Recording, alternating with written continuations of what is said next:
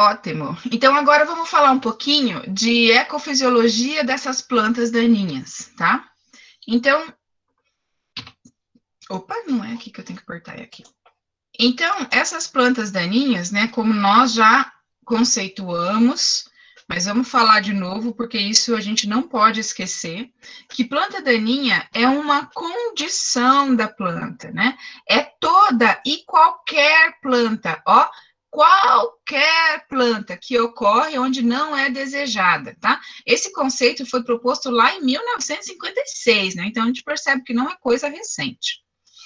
Aí um conceito proposto por Blanco, né, em 72, esse Blanco é um pesquisador brasileiro, ele disse que planta daninha é toda e qualquer planta que germine espontaneamente em áreas de interesse humano e que, de alguma forma, interfere prejudicialmente nas suas atividades agropecuárias.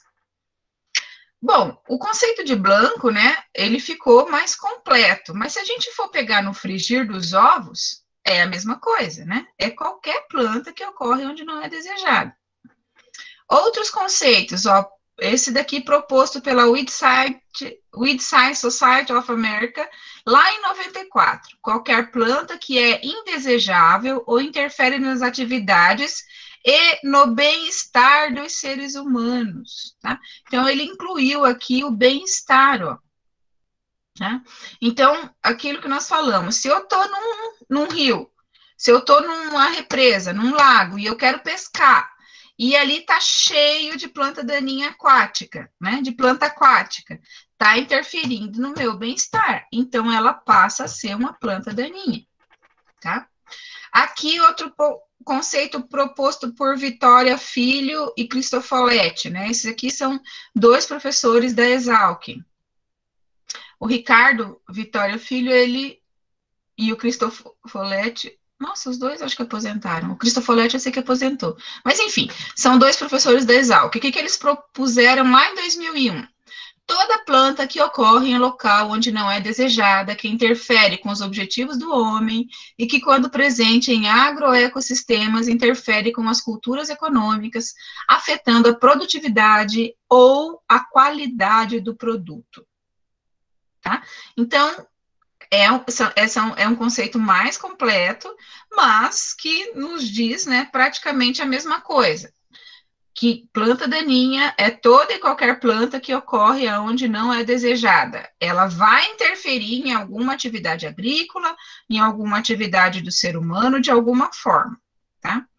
Espécies nativas, né, as plantas daninhas, ou introduzidas, que são aquelas alóctones, né? Então, aqui nós estamos falando de autóctone, aqui nós estamos falando de alóctone, que podem promover um efeito negativo ecológico ou econômico sobre os sistemas agrícolas e naturais, tá? É um conceito proposto lá em 2003, mas que também nos diz, nos deixa com a base do que é planta daninha. Qualquer planta daninha que interfere em algum sistema, em alguma coisa que seja o meu objetivo. Na nossa região, né, quando eu falo nossa região, estou falando lá do Vale do Ribeira, tá? No Vale do Ribeira, por exemplo, nós tínhamos, alguns anos atrás, muita produção de chá, né? A gente sabe que a maioria dos chazais foram abandonados, hoje nós temos poucas áreas produtoras de chá, e esses chazais abandonados, eles acabaram se tornando planta daninha dentro da floresta, porque eles ficaram abandonados, a floresta cresceu junto, então hoje nós temos muitas plantas de camélia sinensis, muito chá, introduzido no meio da Mata Atlântica, né? Então se tornou uma planta daninha aí, trazendo efeito ecológico negativo, porque planta de chá, elas são extremamente competitivas, porque a maioria delas tem mais de 50 anos de idade, né? Que a gente sabe que a maioria nada, todos os chazais, né, da nossa região são chazais que foram implantados há 30, 40, 50 anos atrás, tá? Então, essas espécies se tornaram planta daninha dentro das minhas áreas de reflorestamento ou das minhas áreas que precisam passar por sucessões ecológicas aí. tá? E essas plantas daninhas, agora nós estamos falando da galera toda, tanto autóctone quanto alóctone, elas têm algumas características, né? Como nós vimos, elas conseguiram passar por todos os filtros ambientais durante o processo de domesticação, né? Durante o processo de naturalização nas áreas. E aí elas têm as características seguintes: elas não apresentam nenhuma exigência para germinar, tá? Então, elas germinam na maioria dos locais, pode estar a temperatura alta, baixa, elas acabam germinando, possuem rápido crescimento, né? Como nós falamos, quanto mais distúrbio, quanto mais estresse ela tiver presente na região onde essa planta está, ela vai encurtar o seu ciclo. Com isso, ela vai garantir a perpetuação da sua espécie de forma muito eficiente e muito mais rápida, tá? Então, normalmente, elas já têm ciclo curto, e quando ela está sob condição de estresse, esse ciclo se encurta mais ainda. A gente pega algumas espécies, né? Eu tenho a minha cultura, né? Você pega uma soja, milho, ciclo de quanto? Ciclo de 90, 100, 120 dias. Você pega uma planta daninha, numa condição de estresse, ela pode ter seu ciclo completado em 30 dias, 35 dias, tá? Então, dentro de um ciclo da minha lavoura, eu posso ter 3, 4 ciclos da planta daninha. E qual é o problema disso? Vamos ver já já. Né? As plantas daninhas, a grande maioria, possuem alta capacidade de florescimento, especialmente quando nós falamos de dicotiledôneas, né? E as flores normalmente são muito coloridas, muito bonitas para chamar a atenção dos dispersores aí, né? Como eu sempre digo, olha só, corda de viola, bonitinha, porém ordinária. Não é isso, gente? Me fala se não é, né? São lindas, as flores são maravilhosas, né? Você pega o cipó de São João, essa época de inverno agora, por onde você anda, qualquer cerca, né? Tá lotada com essa flor laranja, coisa mais linda. Só que elas são plantas daninhas que geram muitos problemas, principalmente as cordas de viola. Né? Então, elas possuem uma capacidade de florescimento muito grande. Alta capacidade de produção de sementes. Olha isso daqui. Essa espécie aqui, gente, é o caruru, tá? O amaranthus. Aí nós temos vários representantes da família amaranthus. Tem amaranthus retroflexos, deflexos, tá? Então, tem vários. Mas vamos pegar esse amaranthus aqui. O que aconteceu? O que foi feito, né, com essa planta? Retirou-se todas as inflorescências, né, os frutos, e separou-se as sementes. Gente, uma planta de caruru, em uma planta só, foram contadas 117.400 sementes. Em uma planta.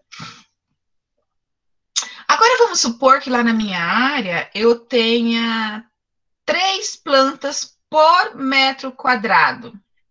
Quanto que dá isso de sementes? 350 mil sementes? Pensa, gente, 350 mil sementes em 1 metro quadrado. Se eu tenho 3 plantas por metro quadrado, imagina quanto eu não tenho por hectare. Olha a desgraceira. Vocês estão fazendo ideia do que isso vai gerar de banco de semente, né, dentro da minha área agrícola? Com uma planta só, eu tenho 117.400 sementes. Imagina 3. Imagina o quanto eu tenho por hectare. Imagina a quantidade de semente que isso gera.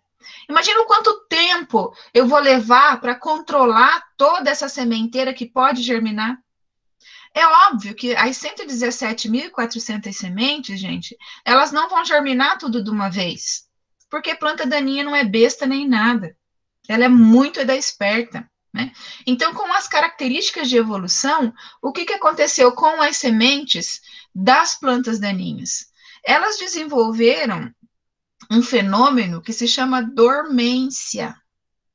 Então, a semente, assim que ela é formada, ela não vai germinar. Algumas germinam, algumas caem no solo, elas estão com seu embrião totalmente maduro, né? Eles estão em maturidade fisiológica. Elas têm tegumento que não está tão espesso assim, não está tão suberificado. Aí ela germina. Só que das 117.400, vamos supor que apenas 7.400 germinem. Só 7.400. Imediatamente, caiu no solo, germinou. De 3 plantas, se germinar 7.400, imagina quanto você vai ter de plântulas germinando daqui a 50 dias, que é o ciclo do caruru, por exemplo. Estão imaginando como é gigante isso? E aí, germinou 7.400 sementes agora, né, nessa safra. Olha o banco, 100 mil de cada uma das 3 plantas, eu vou ter 300 mil sementes germinando ao longo do tempo. Porque aí essa semente pode ficar armazenada lá no solo por anos e anos e anos. Ela só vai germinar quando alguma coisa acontecer e aí essa semente superar essa dormência. Tá? Ela pode ficar enterrada no solo, em profundidade que não tem luz, aí ela não vai germinar nunca. E aí você acha que o caruru acabou. Aí você tem manejo, semeadura convencional, você entra com uma grade, né? Uma grade um pouco mais profunda. Coloca aí 12, 13 centímetros, 15 centímetros de grade para descompactar alguma coisa. Essa sementeira que estava lá no fundo, em profundidade, o que vai acontecer com ela? Ela vem para cima. Veio para cima, essa semente entrou em contato com luminosidade, com umidade, né? Inseto que pode roer essa sementinha e acaba rompendo esse tegumento, e com isso vai acontecer a germinação. E aí, olha a reinfestação na sua área acontecendo. Tá? Então, gente, com isso a gente conclui o quê? Não podemos nunca deixar a planta daninha formar sementeira. E quanto maior for o número de plantas sementeando nessa área, a maior vai ser, né? Muito maior vai ser o seu de sementes na próxima safra ou no final da sua cultura. Tá? Então, a maioria das plantas daninhas, elas possuem alta capacidade de produção de sementes. Altíssima capacidade. Isso me gera um problema gigantesco, né, de acúmulo de semente no solo. Tá? Outro fator de grande relevância quando a gente considera plantas daninhas, elas possuem habilidade de dispersão, né? A maioria delas tem uma habilidade de dispersão muito grande. O exemplo mais típico, né, que a gente sempre usa aqui é o picão preto. A semente de picão preto é essa estrutura preta, ainda bem, né? Aqui, ó. Isso daqui que vocês estão vendo são apêndices. Esses apêndices da semente, o que eles fazem? A hora que a gente passa lá do lado de uma planta de picão preto, tudo gruda na nossa perna, não é isso? Aí você chega em casa com a perna puro picão preto. E o picão preto faz isso com a gente, né? Com os animais que passam, e com isso a planta consegue dispersar as suas sementes, não só no tempo, com a dormência, mas também dispersa no espaço, porque a semente ela vai ser levada de um lugar para o outro pelos animais, pelos seres humanos que passam aí por perto de uma planta de picão preto com os frutos amadurecidos. Né? Então, picão preto, carrapicho de carneiro, tá? Então, outras espécies aí, todas têm essa habilidade de dispersão, né? Aí que é a semente grudar no agente dispersor, pássaros, né? E aí acaba levando para outra região, né? Olha lá o tamanho da semente de picão preto. Isso daqui é uma plântula da planta. Tá? Então, outra forma de dispersão. Aqui o dente de leão. Vamos ver. Olha lá, ó. Olha o dente de leão, que bonitinho. O que dá uma vontade imensa da gente fazer a hora que a gente encontra uma planta de dente de leão nessa situação aqui? O que você faz? Às vezes você sai correndo, vai lá e arranca e faz o quê? Assopra. Ai, que romântico, que lindo. Ai, meu Deus, ai, que ódio, né? O que que você está fazendo? Você está simplesmente dispersando essa planta daninha na sua área, tá? Então, a sementinha, ela é levada embora com essas estruturas aqui de dispersão, né? Qualquer vento que bate leva essa semente embora e ela vai embora para muito longe. Ela vai a grandes distâncias aí da planta mãe, né? E com isso ela garante a dispersão da espécie no espaço, no entorno, né, da planta mãe, e ela vai ter dormência, e isso vai garantir, né, a permanência da espécie naquela região, naquele local, e ela só vai germinar quando as condições ambientais forem propícias para o desenvolvimento da plântula, para o desenvolvimento da planta, para que ela gere novos frutos, novas sementes. Agora me fala, se planta não pensa, gente? Ela só germina a hora que ela vê que tá tudo bem. Enquanto não tá tudo bem, ela não germina, não. Vá vendo. Aqui o carrapicho, né, os cencros. Esse é o cencros equinatus. Né?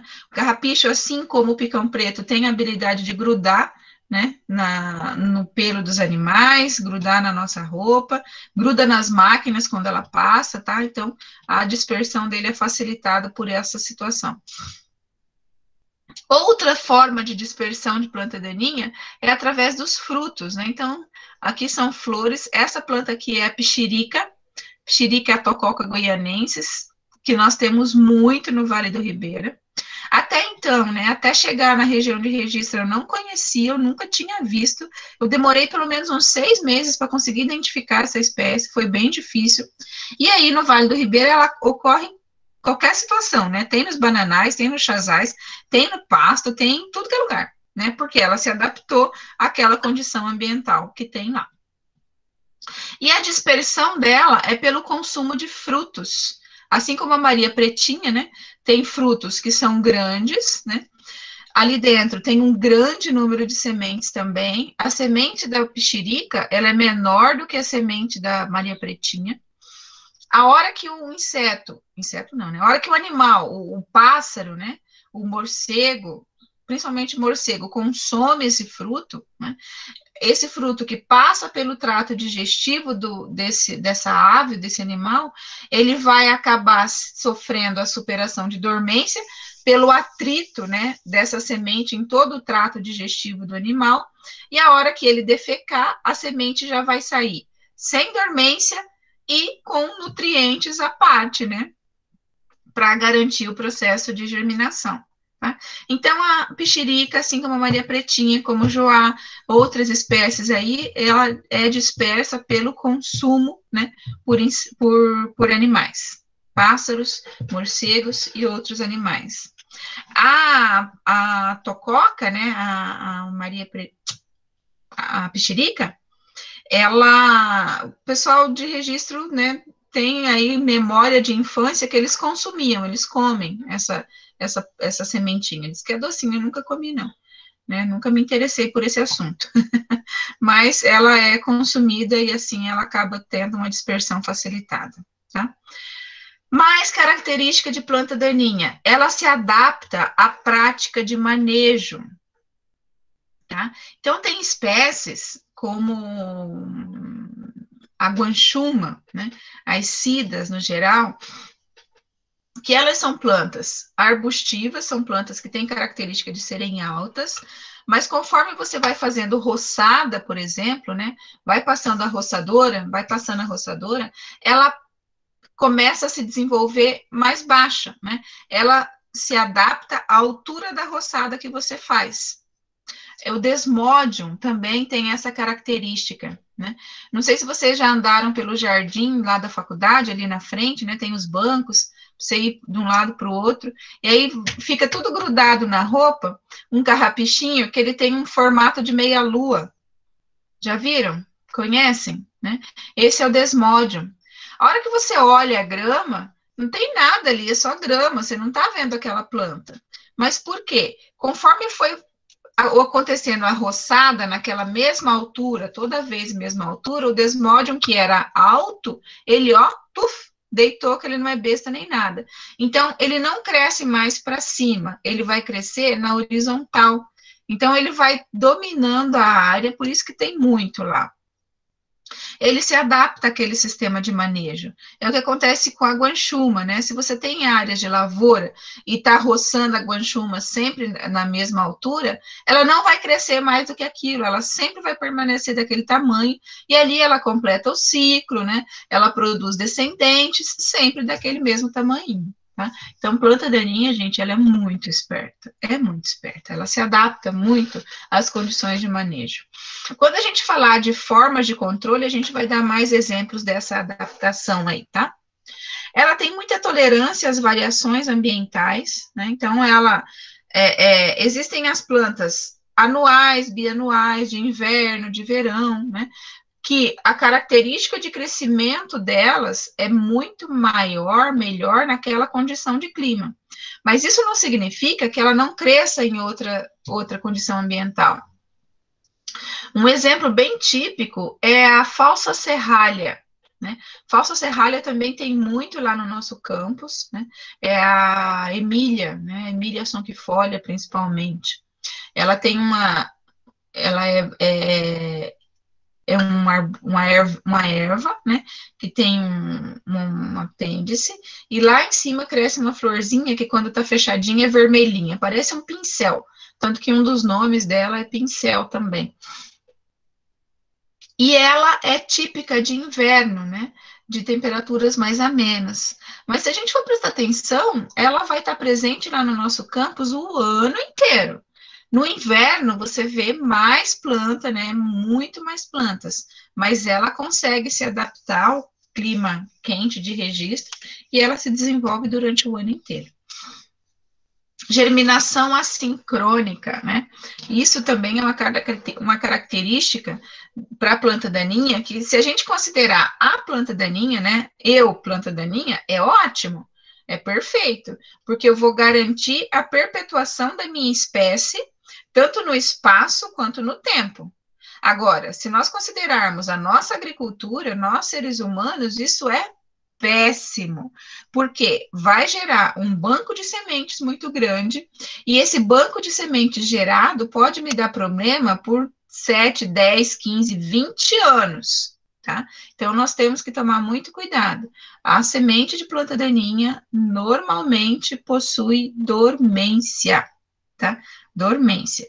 A semente das culturas, a maioria, 99,99% das culturas não tem dormência.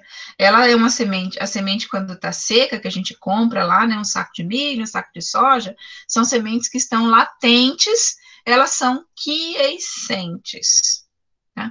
Então, uma semente quiescente é aquela semente que não germina porque não tem água.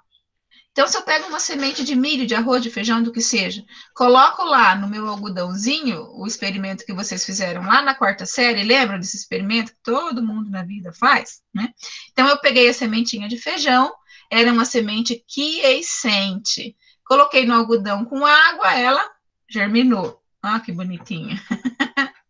Agora, se eu pego uma semente de braquiária ou uma semente de caruru e coloco no algodão, ela não vai germinar, não, mesmo tendo água, porque ela tem outro fator interno que impede que ela germine, e isso se chama dormência, tá? Então, são dois conceitos para sementes diferentes, um é quiescência, outro é dormência, tá bom?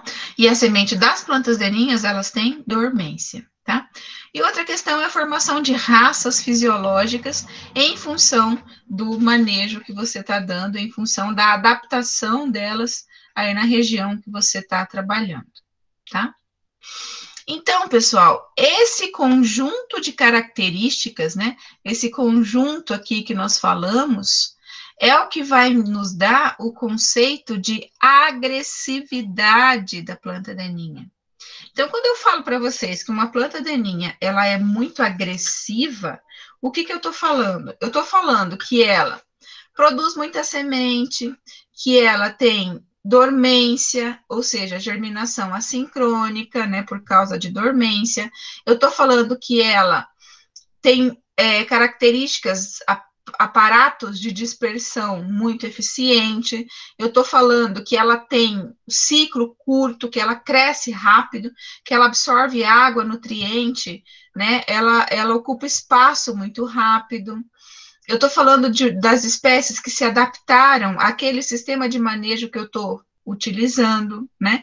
Então, hoje, nós temos um problema muito sério com a questão de resistência de planta daninha a herbicida. Isso tudo, todas essas características, é o que nós chamamos de agressividade, tá? Então, quando eu falo que a planta é agressiva, eu não estou falando que ela vai lá e dar porrada nos outros, né? Eu estou falando que ela tem características de adaptação muito eficientes e que tornam elas muito problemáticas, extremamente competitivas com a cultura que nós estamos produzindo. Tá? Então, esse conjunto de características é o que nos dá o conceito de agressividade, né? Então, a agressividade é a capacidade que a planta tem de se estabelecer, de se desenvolver, de reproduzir e de se dispersar, superando fatores bióticos e abióticos daquela região onde ela está se desenvolvendo. Então, ela consegue se estabelecer em função das características, ela consegue se desenvolver facilmente em função das características, né? Ela consegue se reproduzir eficientemente em função das características. Né? Então, é importante eu entender as características das espécies que eu estou trabalhando, que eu estou tentando controlar, para entender o quão agressiva é essa espécie. Se eu tenho que tomar mais cuidado no controle dela, ou se ela não é tão problemática assim na minha lavoura, tá? Então, as características que a planta daninha tem, que nos geram agressividade, né, nós temos que ter sempre muita atenção para entender qual a forma de manejo que eu tenho que dar. Por exemplo, se eu tenho muita trapoeraba na minha área, trapoeraba é da família das comelinas, então aí eu tenho várias possibilidades de comelina, né? Mas a mais comum na região de Cerrado, que vocês vão encontrar muito, comelina bengalensis. Aí na nossa região mais úmida, né? A comelina mais comum é a comelina difusa. A gente consegue diferenciar uma da outra pelo formato de folha e pela cor de flor. Mas independente de qual comelina for, se eu tô com uma grande área, com uma área infestada, né, em reboleira, né, então tem só uma região da minha fazenda, da minha lavoura, que tem essa trapoeraba. Gente, jamais eu posso entrar com controle mecânico. Não dá para eu passar uma grade na área para controlar trapoeraba.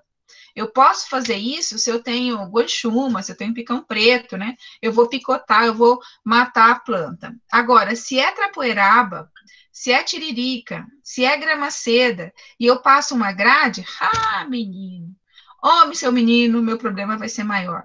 Por quê? Para cada pedaço que a grade corta, né? Cada pedaço de planta vai gerar uma nova.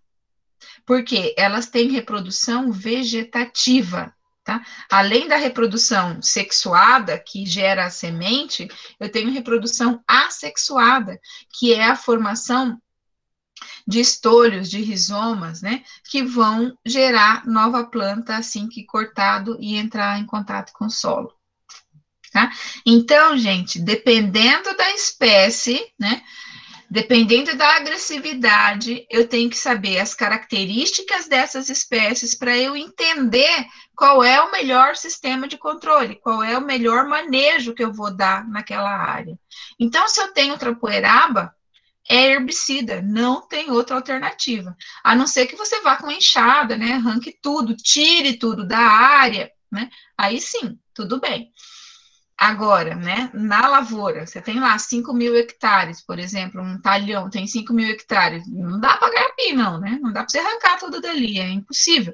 Então, é herbicida mesmo, tá? Então, algumas situações eu posso entrar com manejo mecânico, com cultivador, por exemplo, né? Mas determinadas situações eu não posso, não, porque em vez de resolver o problema, eu vou piorar. E essas plantas daninhas, com todas essas características, né, com essa questão de agressividade, né, nós temos elas classificadas de algumas formas, tá? Então, uma planta daninha, ela pode ser classificada de algumas formas. Nós podemos classificar elas em função da taxonomia, nós podemos classificar em função da classe, nós podemos classificar em função do ciclo de vida, em função do hábito de crescimento e em função do habitat. Tá? Então, são 5 formas que eu tenho de classificar a minha planta daninha. Gente, e eu preciso entender adequadamente cada forma de classificação, porque isso também vai me possibilitar uma seleção de manejo mais adequado para essa espécie, tá? Por exemplo, vamos entender como que se classifica por classe. Vocês lembram o que são classes? Quando a gente fala de classe de planta, nós estamos falando de mono e dicotiledônea, tá? Só aí eu já matei 50% do meu lebre. A coitada da lebre, né? Já matei 50% do problema que eu tinha, né? Então, se eu sei a diferença de uma mono e de uma dicotiledônea, eu já posso entrar com um manejo mais específico, principalmente se eu estou trabalhando com manejo químico, eu vou usar herbicida, né? Então, se eu tenho herbicida para... Bom, já a gente fala disso, tá? Então, em função da classe, né, que eu tenho que saber, da classificação, perdão, é a forma de controle, né? Então, eu entender a taxonomia dessas espécies, né? A taxonomia é a base da biologia de plantas daninhas, né? A base para eu poder identificar corretamente as espécies da minha área. Então, a taxonomia, ela é o fundamento básico para o controle de plantas daninhas, tá? CPD aqui é controle de planta daninha, tá bom? Então, eu vou entender, né? Entendendo a taxonomia, sabendo um pouco de taxonomia, eu vou entender as diferentes espécies que estão ocorrendo nos diferentes lugares, né? Então, eu sei, por exemplo, que aqui na nossa região nós encontramos pichirica, né? Em função da taxonomia dela, é uma melastomatácea. Mas essa melastomatácea eu não vou achar se eu tiver lá no Goiás, tá? No Goiás, você não acha pichirica na lavoura. Você pode até achar no cerrado, não vai achar, tá? Então, são diferentes espécies que ocorrem em diferentes lugares. A Thalino paliculatum, por exemplo, que é a Maria Gorda. Maria Gorda você acha muito nos bananais em registro, né? Às vezes, você pode até achar em outras regiões, região de cerrado, mas é muito raro, né? Você não acha ela sendo uma planta daninha tão agressiva. Para nós, no Vale do Ribeira, ela é agressiva, sim, mas na região de cerrado, ela não vai ser tão agressiva. Então, isso tudo, a gente precisa entender esses comportamentos, né, em função da taxonomia dessas espécies, né? Então, você entendendo os hábitos e os riscos que essas espécies estão oferecendo, né, você vai minimizar os potenciais prejuízos que elas podem causar, porque você vai conseguir estabelecer estratégias eficientes e econômicas de manejo, né? Então, se eu tenho uma planta daninha bem classificada, né? Se eu fiz uma identificação correta, eu vou conseguir selecionar a forma de manejo correta também, sem que eu tenha maiores problemas, tá? E a taxonomia, olha lá, né? Vocês lembram disso lá das aulas do João Vicente. A gente trabalha com classes, né? Monodicotiledônea.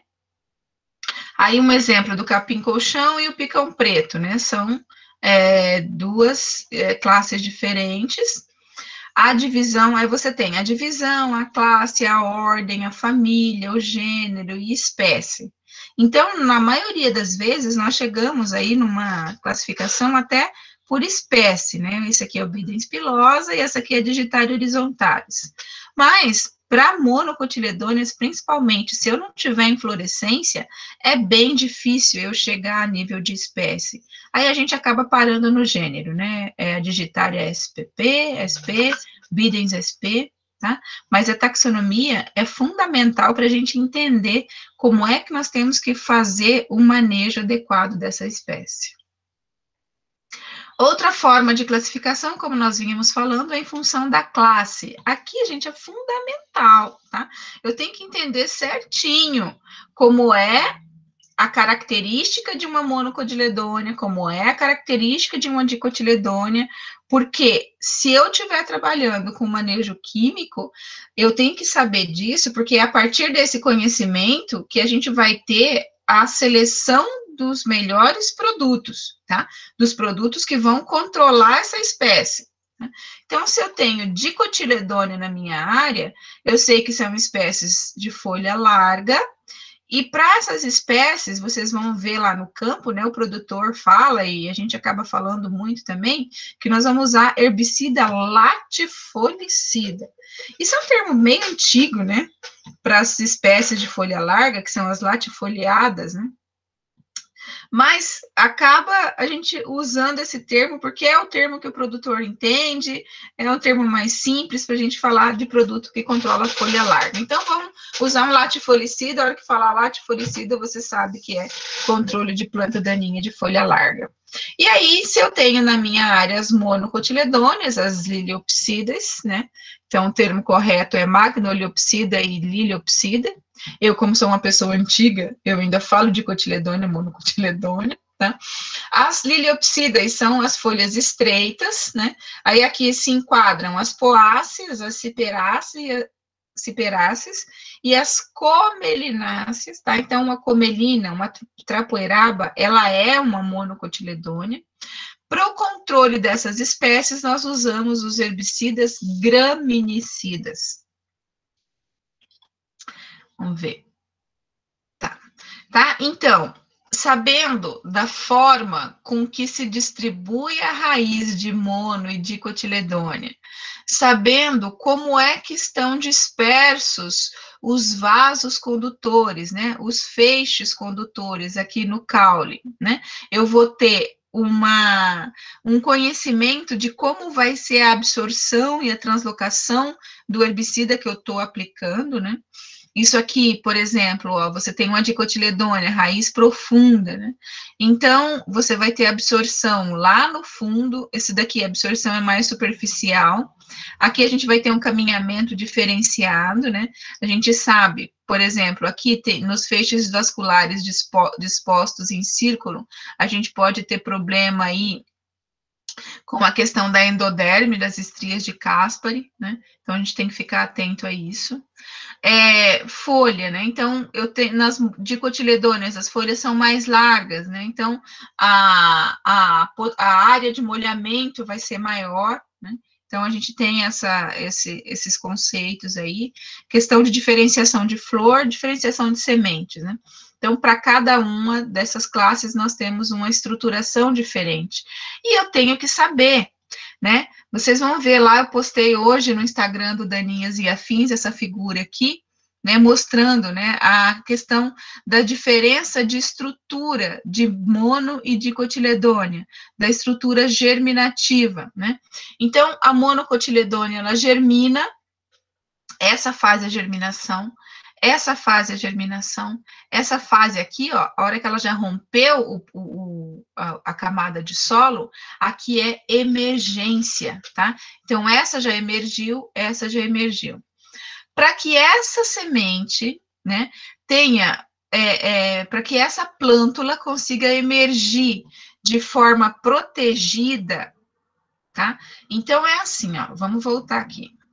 Eu tenho um endosperma, eu tenho um cotilédone, porque é monocotiledônia, então ela tem um cotilédone. Esse cotilédone tem a função de nutrição, assim como o endosperma, fornece nutriente para o embrião que está em processo de retomada de atividade metabólica para que aconteça a germinação e emergência. Beleza. Aí, durante a germinação, né, para que essa plântula, essa folha primária, né, esse primórdio foliar consiga passar por essa camada de solo, ó, passar pela camada de solo e romper esse solo, sem que ela sofra nenhum dano mecânico, porque, gente, imagina, né? É uma plantulinha, é uma plantulinha. Ela é muito delicada. Essa folha é formada por poucas camadas de célula. Ela é muito delicadinha. Se ela vier rompendo esse solo, só ela ali na cara dura, o que, que vai acontecer? Ela vai emergir totalmente rasgada, ela vai emergir totalmente machucada. Então, para que ela tenha uma emergência em sanidade, né, em condição de já começar a fazer fotossíntese, ela tem uma estrutura de proteção para a emergência. É como se fosse um capacetinho, né? Que aí ela vai germinar, puf, a hora que saiu lá no ambiente, esse capacetinho, ele rompe. Rompendo essa estrutura, a folha, né? A plântula, ela sai, já começa a fotossintetizar e vai crescendo. Esse capacetinho que nós falamos é o que se chama coleoptilo, tá? Então, olha, esse coleoptilo é uma estrutura formada por carbonos de cadeia longa, que ao entrar em contato com a luz, ao entrar em contato com a luz aqui no ambiente, ele se rompe e aí acaba liberando as folhas primárias que já começam o processo fotossintético.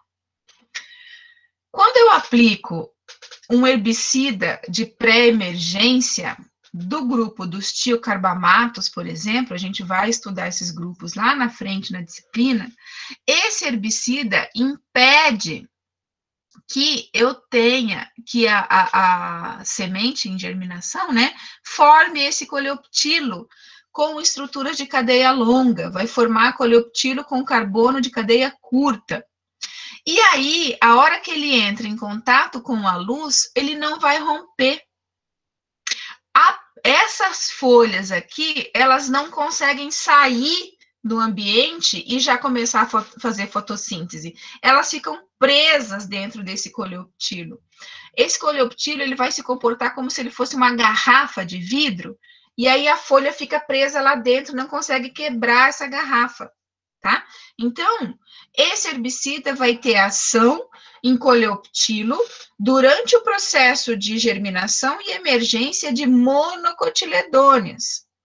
Por que o tiocarbamato só funciona para monocotiledônia? Por que se tem dicotiledônia no meu banco de sementes, elas vão germinar de boa e não vai acontecer nada? Porque dicotiledônia não tem coleoptilo. A dicotiledônia vai ter uma estrutura de proteção ao embrião, né? Uma estrutura de proteção à plântula que está em germinação, e essa estrutura são os cotilédones, porque olha só, né? A plântula vai estar presa lá dentro dos cotilédones e ela vai formar uma alça, né? Gente, vocês não têm noção do que é essa minha aula se for presencial. Eu faço um teatro lá na frente com essas sementinhas. Ela forma uma alça, né? Como se fosse um cotovelo aqui, e aqui embaixo da mão estão os cotilédones. Então, essa alça é que vai crescendo e vai empurrando, ó, o solo até ele chegar em contato com a luz. A hora que esse hipocótilo entrou em contato com a luz, cresceu, imediatamente este cotilédone vai deixar de estar nessa posição para baixo e ele vai, ó, subir, né? Ele entrou em contato com a luz, o cotilédone abre, aí ali de dentro sai as primeiras folhas da dicotiledônia, que imediatamente já começam a fazer o processo de fotossíntese. Tá? Então, um herbicida pré-emergente que controla monocotiledônia, no caso dos tiocarbamatos e as cloroacetamidas, que são dois grupos químicos, eles só vão funcionar em monocotiledônia porque eles vão atuar bloqueando a formação correta do coleoptilo. Eles não atuam em dicotiledônia porque dicotiledônia não tem coleoptilo. ela tem hipocótilo, que é o sistema que protege durante a emergência da plântula. E aí, para controlar a dicotiledônia, tem outro grupo químico, outro herbicida que vai atuar de outro jeito que não no coleoptilo. Beleza? Então, por isso, gente, é que nós temos tantos herbicidas de pré-emergência que atuam de diferentes formas e, às vezes, eu tenho que fazer mistura de produto para controlar mono e para controlar dico. Fala, putz, por que não tem um produto só que controla tudo? Porque ainda não existe uma molécula que tenha ação em uma estrutura que seja singular para as duas espécies, para as duas classes, tá? Quer dizer, até tem mais ou menos, né? Mas não é tão específico quanto quando a gente fala de tiocarbamatos e cloroacetamidas, por exemplo, tá? Então a gente vai ver isso lá adiante. É só, eu tô contando essa historinha toda só para a gente entender por que eu tenho que saber muito bem quais são as estruturas de uma monocotiledônia, de uma dicotiledônia, né? Como é que ela cresce, como é que ela germina, para eu poder saber se eu vou pegar um herbicida, se eu vou pegar outro herbicida, se eu posso fazer mistura, se eu não posso fazer mistura, como é que vai se comportar isso durante o meu processo de controle do banco de sementes da minha área em condição de pré-plantio. Tá ok? Tá beleza? Então, nós vamos terminar a nossa aula por aqui. Na semana que vem, nós voltamos falando da forma com que nós vamos identificar uma mono e uma dico lá no campo. Só para dar um spoiler, ó, né, nós temos muitas fotos, muitas formas de identificar uma monocotiledônia. Olha isso daqui, galera, sorgo, né? Como que eu separo um sorgo de uma cetárea fabéria, de uma cetárea glauca? Como é que eu separo uma aveia de um trigo no meu campo de produção? Como é que eu separo um camalote de um pé de galinha, de uma aveia preta, de uma braquiária, se eu não tiver a semente em mão? Como? Então, existem estruturas das plantas que nós vamos começar a entender essas estruturas todas para poder diferenciar uma braquiária plantagínea de uma braquiária decumbens, por exemplo. Beleza? Então, muito obrigado pela audiência de vocês. Nos encontramos novamente neste mesmo canal, com este mesmo link, na próxima semana. Beijo, gente. Mas tá chique, hein, professora? Você viu?